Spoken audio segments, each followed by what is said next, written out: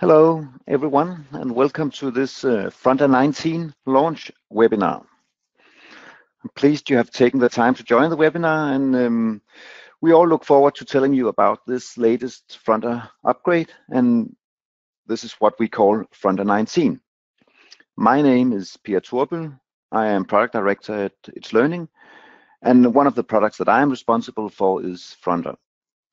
I will be joined today in this webinar by Johan Busk, who is our Educational Consultant Manager for Fronter, and by Tapio Janasic, who is our Service Manager and the leader of our International Integration Team. Today we will be talking about the upcoming Fronter upgrade, and we have a lot of the agenda today, so we will take questions at the end of the webinar. You can find the question pane on the right-hand side, and you can write in your questions there. We will have a look at it at the end of the webinar and try to answer all questions that come in. So please submit your questions, and we will do what we can to answer them at the end of the webinar. We will also include your questions and the answers that we can give to them in the FAQ that is available on our website, where we have also included questions and answers from previous webinars. In this webinar, we will cover a number of issues. After the introduction, we will describe and show Fronter19. We will tell you something about the timelines, what is going on from now and the rest of the year. And we will talk about how you can best prepare over the coming months in order to reap the full benefits of this important upgrade to Fronter19. By the end of the webinar, you should have a good understanding of the upgrade to Fronter19, an understanding of the timeline, and a certainty about what to do next. You will also know where to access extra information and resources. For those of you who have colleagues who might not be able to attend today or on the previous webinars, we have local webinars planned in each country.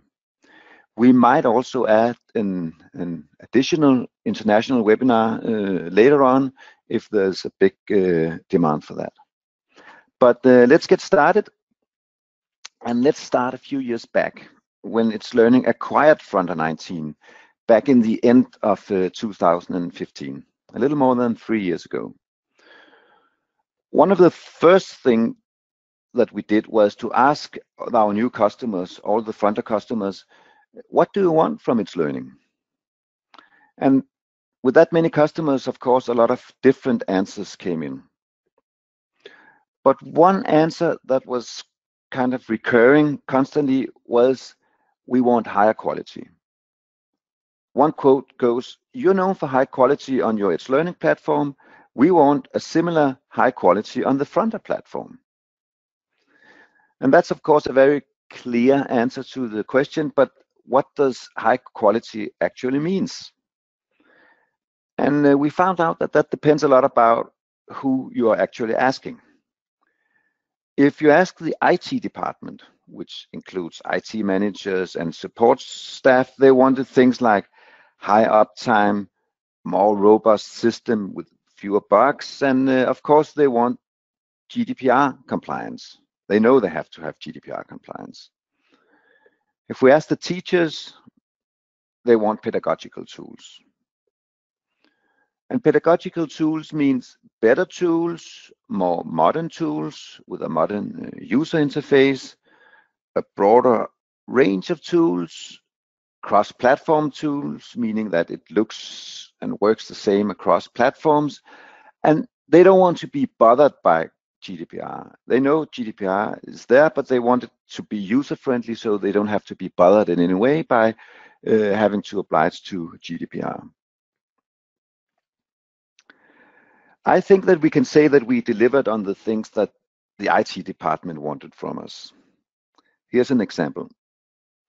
This graph shows the uptime for Fronter as a % of the total potential.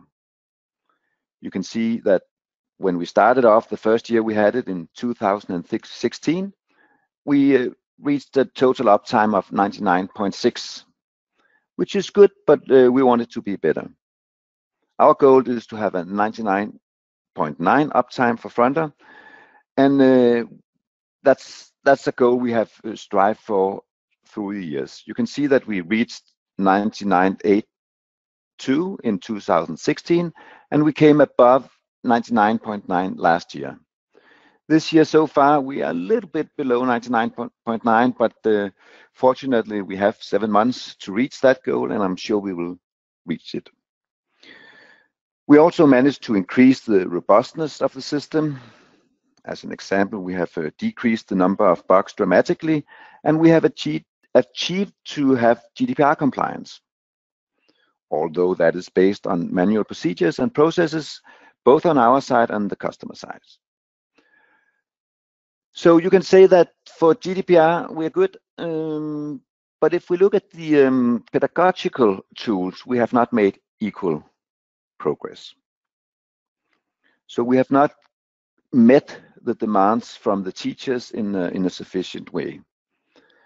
A typical Fronter site still looks something like this.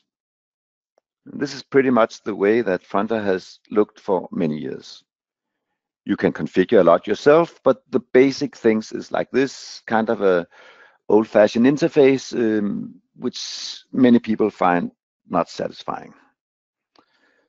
But that is just until now. This is where the upgrade, which is coming now to Fronter19, comes in, and this is what the new Fronter looks like.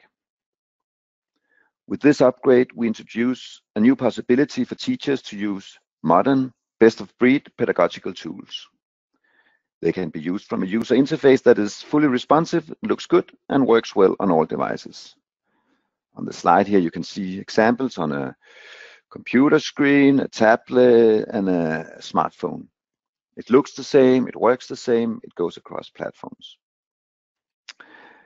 It now includes a vast array of modern, user-friendly pedagogical tools, and it gives schools and teachers the opportunity to unlock the potential that lies in using a modern learning management system. In addition, it's a much more secure system. The implementation of GDPR is now done in a much more user-friendly manner, where users and administrators themselves have the tools available, and more processes are automated. In this way, we enhance the security of the system, and we protect our personal data, your personal data, in a much more efficient way. So we are very excited about this upgrade to Fronter19, and we hope you will feel the same. So now I will hand over to Johan Busk, who will tell you more about the pedagogical functions in Fronter19. Thank you, Per. Let me grab the screen here. So, what is Fronter19? I will try to explain this in 3 steps. First, a short overview, then new or improved features to support your pedagogical workflow, and then finally, a features comparison between the 2 versions. Let's start with the Fronter19 overview. When you log into Fronter19, you come to the home page. Home replaces the current Today page and gives you the latest information relevant to you from all the places you belong. Home consists of 3 sections. First, the top menu with your personal tools, which are always there for you, just like you're used to in current Fronter. Teachers will have more tools than students in the top menu. On the right, you'll find the notification bell, messages, and your account settings. In the main frame to the left, you'll find the recent updates, which, for example, could be news from a subject. On the right, you have the follow-up task section that notifies you if you have any new student answers in any of your activities. Below tasks is the event section that shows upcoming events from your calendar. Students will have the same layout on their homepage, but there is one difference. On the upper right, students have a list of their active tasks and their deadlines. Rooms in Fronter become courses in Fronter19, and you reach them from the top menu. Here, I'm in the course English, and this is the course start page, and it's got overview. It has the same sections as the home page, but here the information is only gathered from this course. You will see the course menu below the top menu.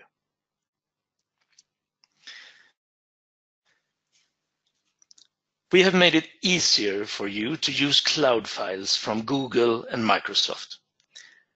With Office Online, you can use Word, Excel, and PowerPoint without having the apps installed on your device or a Microsoft account. It all works within Fronter. And if you do have a Microsoft or Google account, you can connect them with your Fronter account. And if your school has a Google Suite or Office 365 account, we have built even deeper integrations.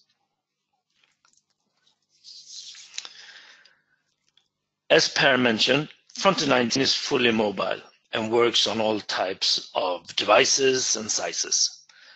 This will probably be one of the biggest changes you will see in this upgrade. Talking about mobile, we have made communication easier with a new messaging tool. You'll find the tool in the top menu.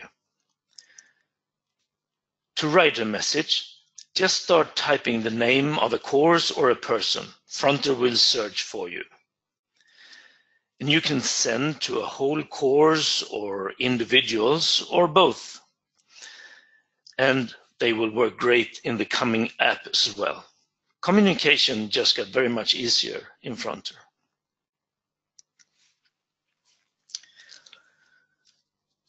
Now to the very important part, pedagogical workflows. Here's an image of the pedagogical workflow in Fronter, and this hasn't changed, of course. I will give you some examples of new or improved features in each part of the Fronter wheel. Let's start with planning. You have been asking for a planning tool in Fronter for a long time. Well, now it's here. We have made a flexible tool that you can adjust for your needs. In this example, I use topics. Topics can be subjects or parts of a subject, like, for example, geometry and algebra in math. Some will use topics for a time period, like, for example, a week or a month. To a topic, you add plans. So plans are part of topic. Here I use 4 columns, but that's also flexible, as well as the title of the columns. If your topic was a month, a plan would probably be a week. To add resources to a plan, just choose Add Resource. You will now see the most common resources to create or add to a plan. Let's have a look at a new feature, Library. Library is a place for teachers to share resources with each other, but it's also possible to add country-specific content from other content providers. Here, I search for geometry. I now get a list of results, and the best thing, in my opinion, with the library is filtering tool, where I can filter for age group, type of resource, language, and many more filters. If I find something interesting in the list, I just open it, and if I like it, I add it to my plan. In the plan, if I choose Add Resource and then Show All, I will find even more pedagogical tools to use in my plan. From here, I can add files from just about anywhere, but also create office files, surveys, discussions, learning paths, and much more. And I'll come back to this in a little while. This is the overview again for my course in mathematics. When there is an active plan in the course, it will be shown on top. So this is the first thing students see when they enter the course. And they will have a start button which takes them to resources in the plan in the order that the teacher has chosen. Up on the right corner, they can go back and forth in the plan and also jump directly to a specific resource. If the teacher wants to control in which order students see the resources, I will show an example of this soon. If there is a calendar event for a course where there also is an active plan, we will add a link to that plan in the calendar event. Just click on the plan icon and you will get information about the plan and also a direct link to it.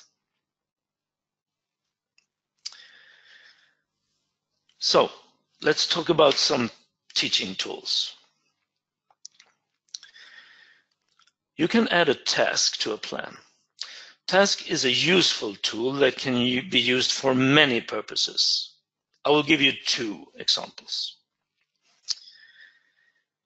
Here is a flipped classroom type of task, telling the students to watch a lecture video before the next lesson. You can set a deadline, mark it as homework, and if you want, students can let you know when they've seen it. In this next example, I want to assess a non-digital task like a speech, and I want to assess it inside Fronter. Here, I have written a comment and assessed a student. This way, I will have all my assessments in one place, digital and non-digital. One of the most used tools in Fronter is the assignment tool. It is also the tool where we have received most requests for improvements. With the new assignment tool, we think we can fulfill your wishes. Here, the teacher has created an assignment. To the right, we have the settings for the assignment. I'll expand these. Here you find settings like deadline and group activity like you're used to in Fronter. But there are also new functionalities like anonymous submission and peer assessment. We are now, we are now also working on adding self-assessment as an option. As you can see down to the left, I have added a Word file. I can also add files from my Google or Microsoft accounts. And it will soon also be possible to give each student a copy of the file so that they already have a file to work with right away. They won't have to leave the assignment. When assessing a student, we have gathered everything in one single view. The student's office file or PDF will open to the left and teachers can comment and edit inside the file. To the right, the assessing tools. I'll expand these as well. We have simplified the process of sending a student's answer back to the student. Just choose if the answer is complete or incomplete. When you choose incomplete, the student can answer again. Simple as that. Down below, you can have a discussion with the student during the process, just like in current Fronter. But we have also made it easier to give audio and video feedback with a new built-in plug-in free media tool. In the test tool, we have added some new question types like select from a list, order, and hotspot. And tests work much better in small devices as well. And you will be able to upgrade your current tests to the new Fronter19 test tool. As I showed earlier, there are more pedagogical tools for you to use. If the teacher wants to more strictly control in which order the students see resources, they can add a learning path. We have rebuilt the tool to make it much easier to use. You can now easily add different kinds of resources in several steps. You can also add checkpoints by adding assignments, tasks, or in this case, a test, where the result will take the student to a certain step in the path. Here's a student view. The learning path will open step by step, and to the left the students can find and go back to previous steps. And of course, the learning path will work well in the Fronter app.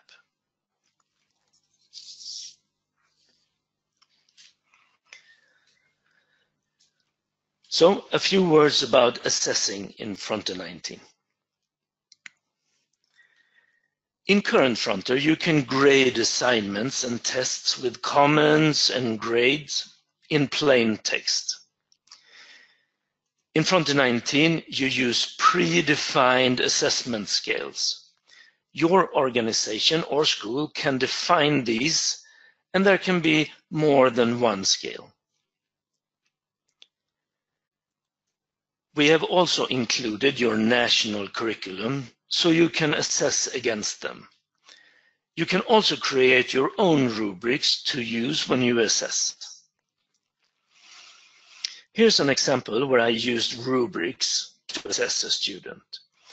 This means that it's now possible to assess students towards rubric goals in a single activity.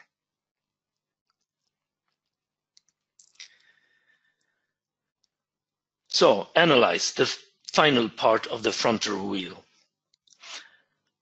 Under status and follow-up, you will find different reports depending on what you want to analyze.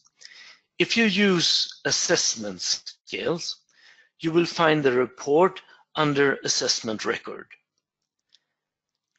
This view is similar to the result matrix in current Fronter portfolio.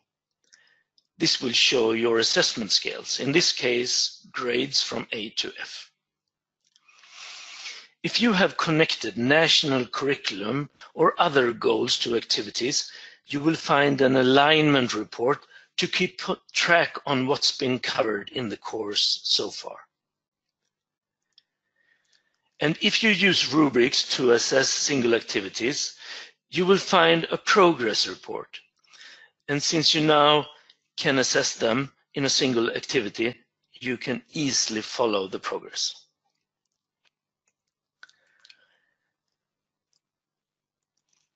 We have also created what we call 360 degrees infographic reports to give you an even more visual and detailed view over your students' activity and progress in your course. This will make it easier for teachers to early predict which students have a high risk to fail, so that actions can be taken early. And we are soon adding this view for mentors, so they can see a student's activity and progress in all the student courses in one single view. And we will continue to develop new functions to our reports. So I'll give you a short features comparison. Here's a comparison of features in current Fronter compared to Fronter19.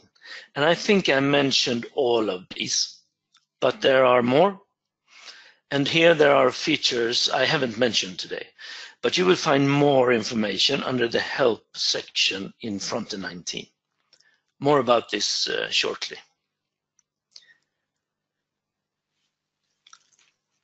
So back to the first question, what is Fronter19? Well, for one thing, we hope that you also feel that this is a major upgrade.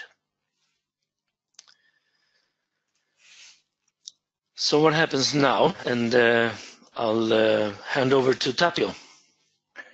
Thank you. Let me just take control of the presentation. So, what happens now? The launch for Fronter19 was April 4th. That means that your sites are ready and manually created users, as well as structure like groups and rooms, are carried across to Fronter19.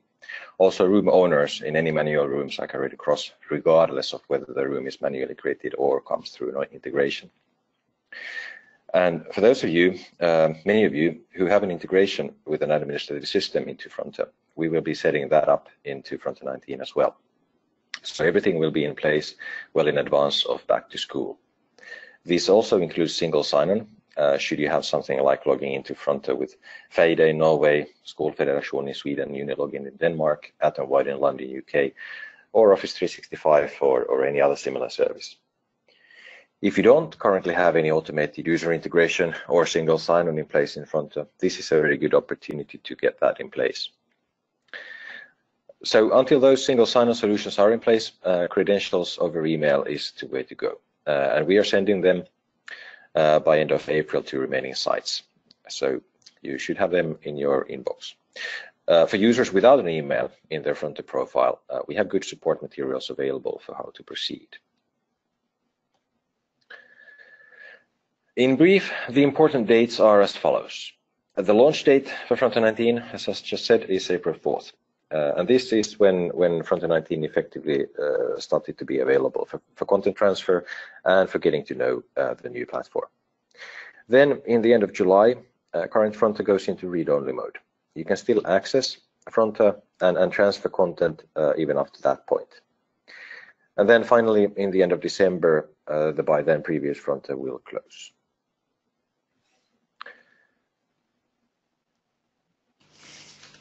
Back to you, Johan. Thank you. So, how do I get started?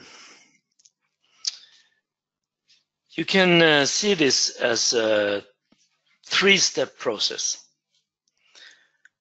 First, you need a course in Fronter19 to where you can move content that you have in Fronter today. Many of you will already have courses in Fronter19. Then you can move content from a room in current Fronter to the course in Fronter19. When your content is in place, you can start planning by adding the contents to your plan. And what content can I move?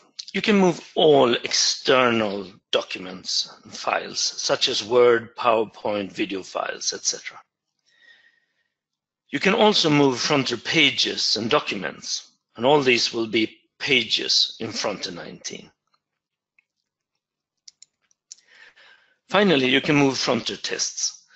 They will be upgraded to Fronter19 tests and will therefore have to be moved separately.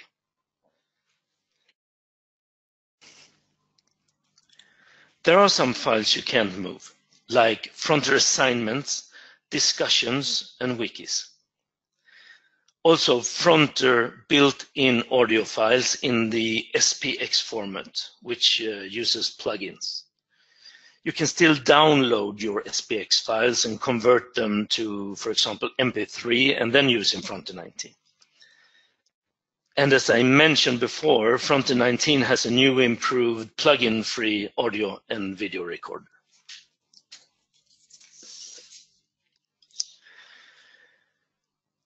Moving your content is done in two steps. First, you export your files from current Fronter. In this example, I have created 2 folders where I put content I want to move. One folder for external files and Fronter pages and documents, and one folder for my tests. This will make it easier when I import the content to Fronter19. I also added the name of the room. This can help later if you are moving content from many rooms. Each export folder should be maximum 250 megabytes. So if you have many and large files, you can divide them into different folders and export them separately. Now, log into Fronter19 and upload your selected folders to a course. We have built a new content import tool to handle your import.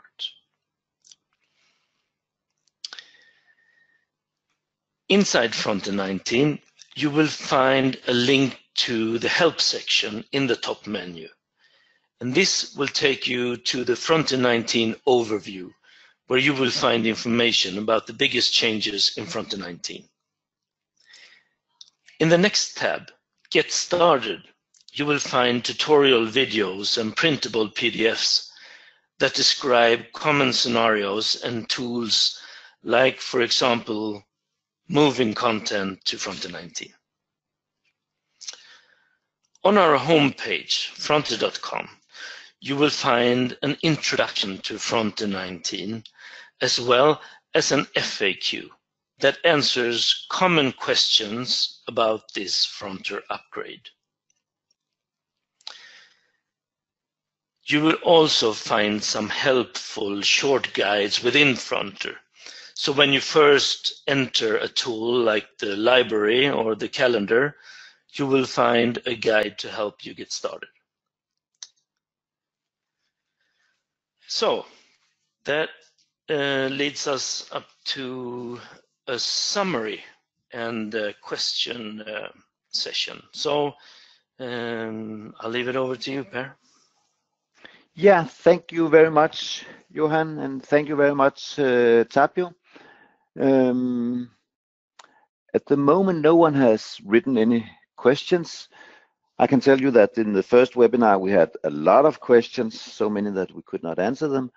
In the given time, at the second webinar, there were fewer, and we could answer every question. And in this webinar, there are no questions so far, which might indicate that we have covered everything. I hope that's the case. Anyway, I hope you all had a good webinar and that you have gained some knowledge about what this latest update to Fronter means. We have tried to show you the most important new pedagogical tools in Fronter and how you upgrade your own content to Fronter19. So I also hope you have a clear understanding of the timeline. And if you have additional questions or any questions at all, don't hesitate to call your local Fronter contact, and he or she will be able to answer those questions. So I think it's, let me see, no questions has arisen. So thanks for now, everyone, and have a nice day. Bye-bye.